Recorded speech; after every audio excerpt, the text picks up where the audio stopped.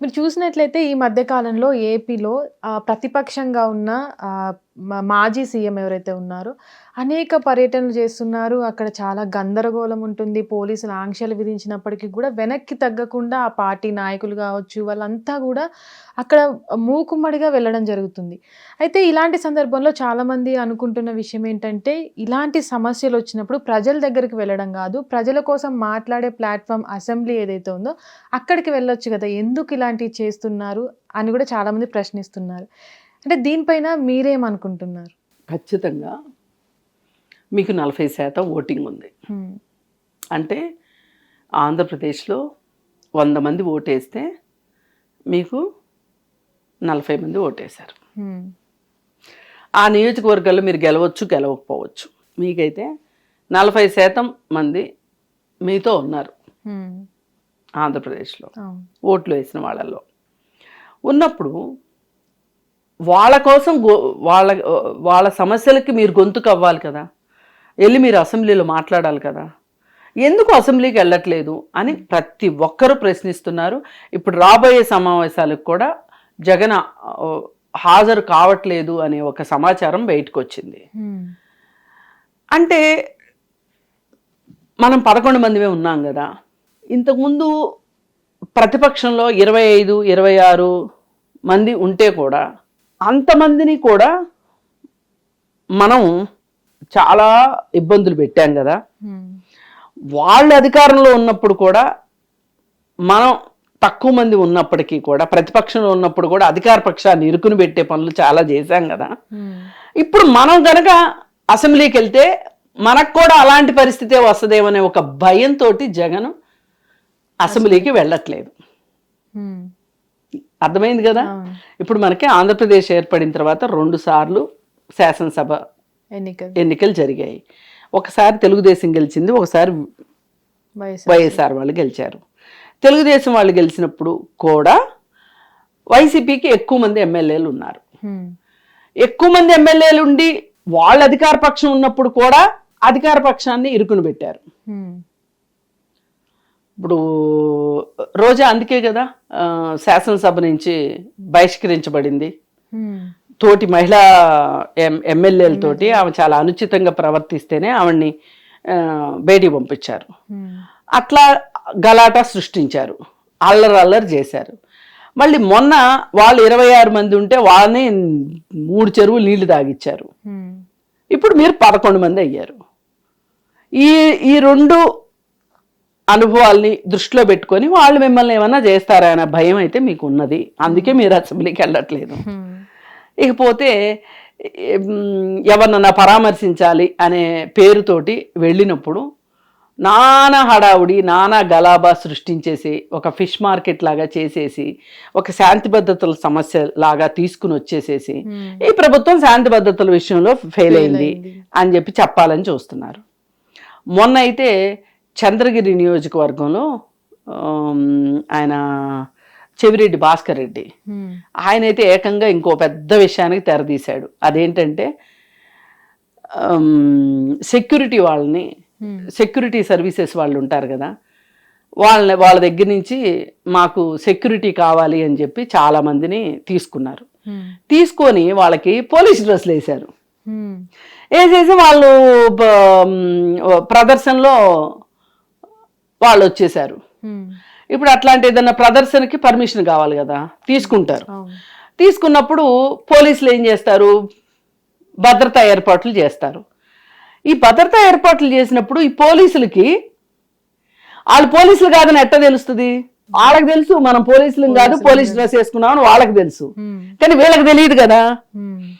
ఇప్పుడు మన police dress వేసుకుని వాళ్ళు ఏదైనా అరాచకం చేశారనుకోండి, వీళ్ళు ఏమనుకుంటారు, మన పోలీసులే కదా ఎందుకు చేస్తున్నారు, వాళ్ళకేమో ఆదేశాలు వచ్చినాయో అందుకే చేస్తున్నారు అని అనుకుంటారు. వీళ్ళు ఇంకా గుడ్లప్పకిచ్చి వాళ్ళు ఇంకా చూస్తుంటారు. ఇలాంటి కన్ఫ్యూషన్ తీసుకురావాలనే వాళ్ళు సెక్యూరిటీ సర్వీస్ వాళ్ళ దగ్గర నుంచి తీసుకొచ్చిన మనుషులకి కాకి డ్రెస్సులు వేశారు. అలా వేయకూడదు, ఎవరి బట్టలు వాళ్ళే వేసుకోవాలి. ప్రతి డిపార్ట్మెంట్కి ఒక రంగు ఉంది, ప్రతి అధికారికి ఒక పెన్ను రంగు ఉన్నట్లు ఇప్పుడు ఆకుపచ్చ రంగు అందరూ వాడకూడదు, రెడ్ అందరూ వాడకూడదు, బ్లూ అందరూ వాడొచ్చు. మరి ఈ మాత్రం ఇంగిత జ్ఞానం లేకపోతే ఎట్లా? అందుకే ఆ విషయంలో 500 మంది అరెస్ట్ అయ్యారని చెప్పింది వాళ్ళనే.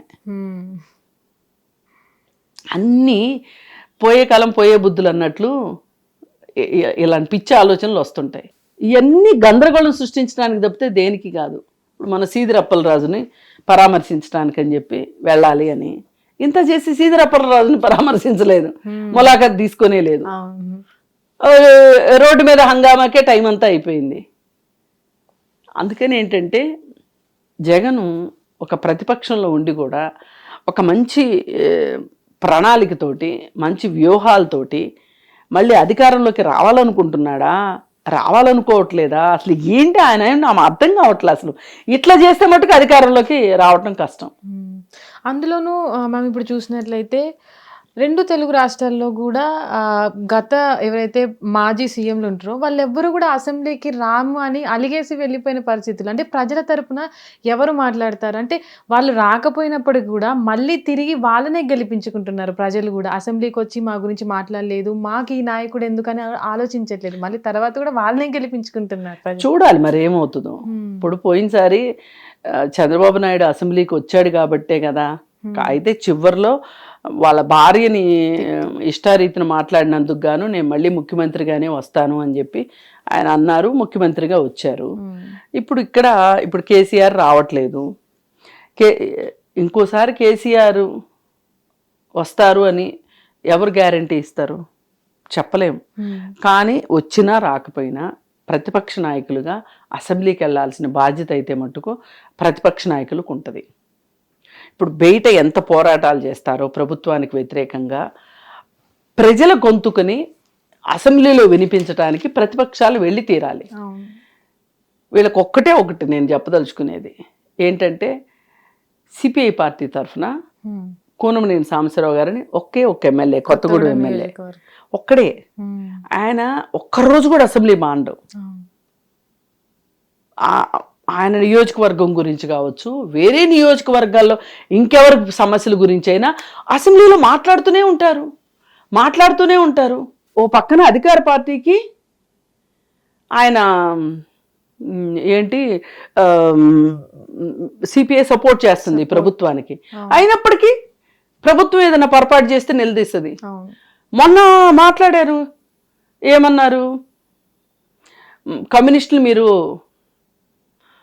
తక్కువ చేసి చూస్తే కుదరదు, మమ్మల్ని మిత్రధర్మం కోసం మేము మీకు సపోర్ట్ చేస్తున్నాము పొత్తులో భాగంగా, అదే మిత్రధర్మాన్ని మీరు గనక ఉల్లంఘించితే గనక మేము చూస్తా ఏం ఊరుకోము, ఒక్కళ్ళే ఉన్నారు కదా మొక్కే కదా అని పీకేస్తే అని సినిమా డైలాగ్ చెప్పారు ఆయన.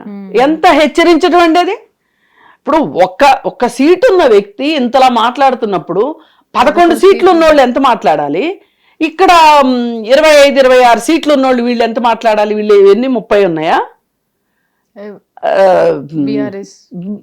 టిఆర్ఎస్కి 30 ఉన్నాయి, 30 పైనే ఉన్నాయి వాళ్ళకి. ఉన్నప్పుడు వీళ్ళు ఇంకెంత మాట్లాడొచ్చండి. అసలు నాయకుడు ఎందుకు ఫామ్ హౌస్లో ఉంటాడు. అందుకని ఏంటంటే మీరు ప్రజల తరఫున మాట్లాడతారనే మిమ్మల్ని గెలిపించారు, మీరు గెలవని చోట్ల కూడా మీకు ఓట్లేశారు.